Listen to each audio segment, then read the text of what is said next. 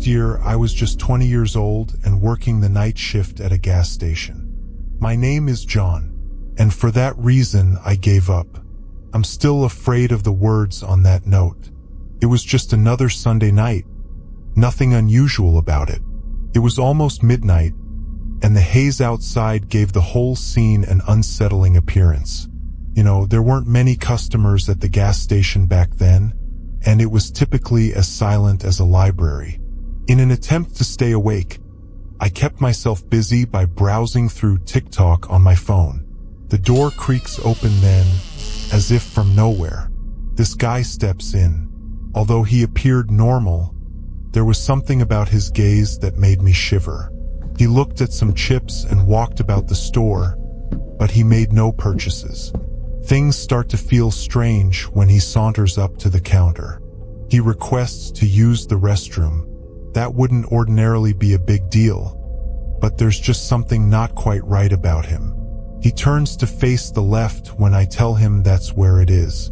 Thinking it's simply another late-night pit stop, I return to my phone. However, the clock is running out and this person isn't coming out. After 10 minutes, I'm beginning to feel uncomfortable. What on earth is he doing in there?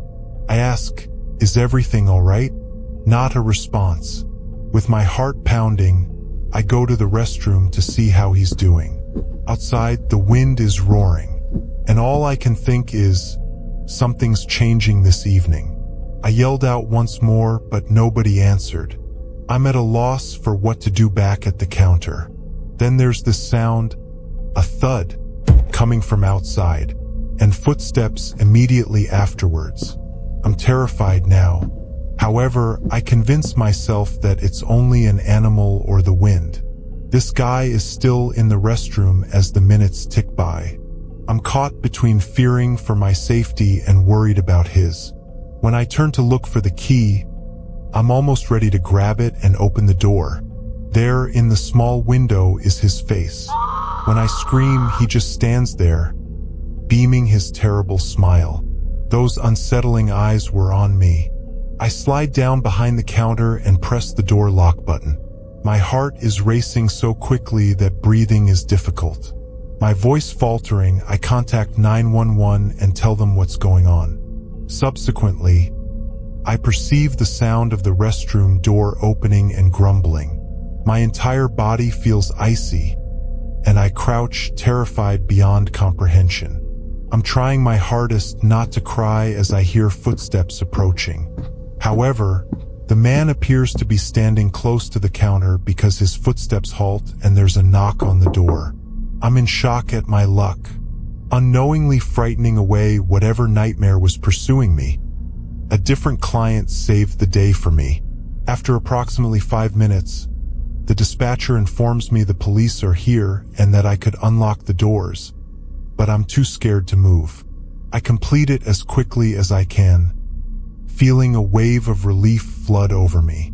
The police search the area, me, and every crevice, but they come up empty-handed. The man must have entered and exited through the bathroom window. A brief letter with the words, "See you soon," was discovered on the floor when the police rechecked the bedroom. I'm not sure what this dude was up to, but it felt like a stone was placed in my gut. I accept the police's offer of a ride home without hesitation. I'm over that location. They pledged to search for the individual as hard as they could.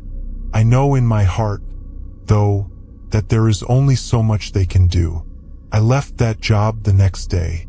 I never went back inside the gas station. Regarding the man, well, he just kind of disappeared. I'll never get over the gut feeling I had after the entire affair.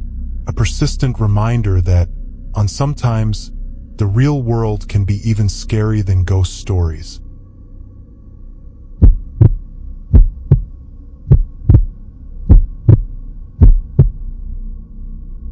I've been working the night shift at a gas station for the last 3 years. I've had my share of strange experiences over the years, but nothing could have prepared me for what happened one chilly night. Things took an unsettling turn that I could not have predicted at around 2 in the morning. The atmosphere around me felt familiar while I worked at the station. My late-night shift was usually accompanied by the low hum of the refrigerator, the humming of the fluorescent lights, and the occasional rumbling of a passing automobile. These calm, alone hours of the night had grown accustomed to me, even though they occasionally made me feel uneasy. But this was not like any other night. An individual and a lady came into the shop. I could smell the distinct smell of alcohol on them as soon as they walked in. It was hard to ignore the way the booze seemed to have permeated every part of them. They headed straight for the alcohol department, where a wide assortment of beers and spirits were displayed on the shelves. I was watching them from behind the counter when I noticed something strange. The woman's face was filled with apprehension. She looked anxious and uneasy. However, there was an unearthly serenity about the man that made me uneasy. I couldn't get rid of the uneasy feeling I had about the circumstances. I learned to see the telltale symptoms of anguish in a woman's conduct from growing up in a home where my father was abusive to my mother, and the woman in front of me was all too plainly exhibiting those signs.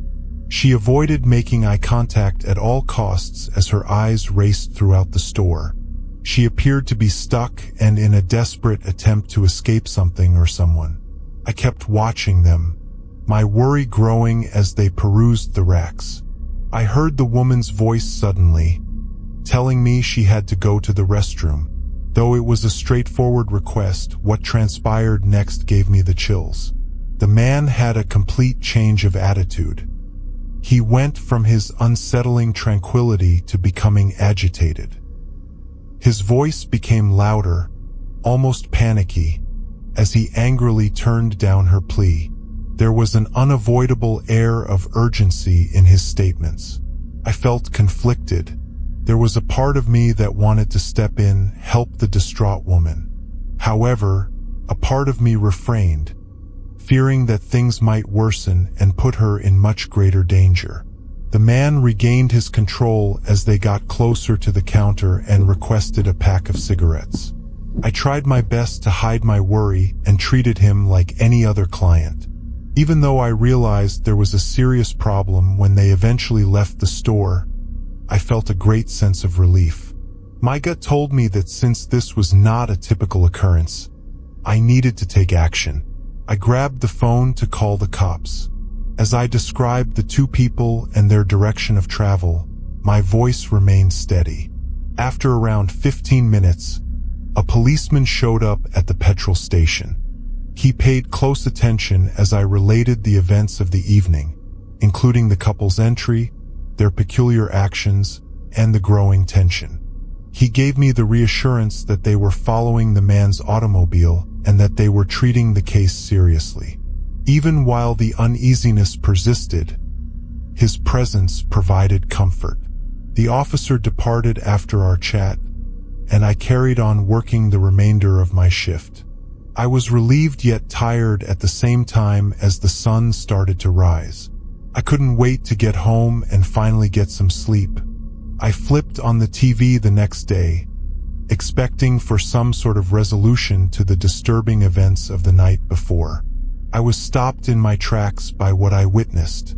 The image of the individual appeared on television, a mugshot verifying that he had been taken into custody. However, it was the background of an image that gave me a fresh feeling of dread. It had been 6 long months since the woman I'd seen with him went missing. The pieces of the puzzle began to fit together when the news broadcast indicated that she was from a different state. The situation was horrifying even though the man had been taken into custody because of the events that followed. The woman has endured unspeakable evil and abuse. Their revelation struck me like a ton of bricks, and I was overcome with intense sadness for what she must have gone through. I experienced mixed emotions as the news report went on. Relief that she had been discovered alive, rage at the man who had caused her pain, and a nagging feeling of dread at having been so close to a very unsettling situation. When I thought back on that evening, I couldn't help but feel appreciative that I had acted on my gut. Although it would have been easy to ignore the woman's poor circumstances, what happened that night served as a wake-up call. Unexpected things happen in life, and sometimes being watchful and kind can make all the difference.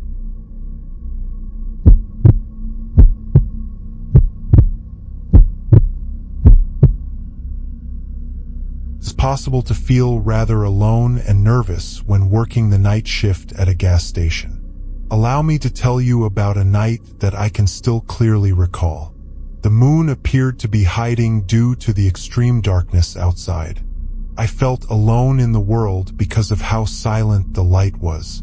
I merely made an effort to be occupied and passed the time till my shift was over without experiencing any unusual events. The only things in the area were the dazzling lights overhead, and the hours felt endless. I filled the shelves, wiped down the countertops, and looked over the surveillance cameras. Anything to distract me from the strange feeling that is beginning to seep in. However, something unexpected happened out of the blue. Two people entered the gas station at midnight. They moved erratically and had an untidy appearance. It was unsettling for me to even look at them. Things didn't feel right. These two were obviously not in their usual states.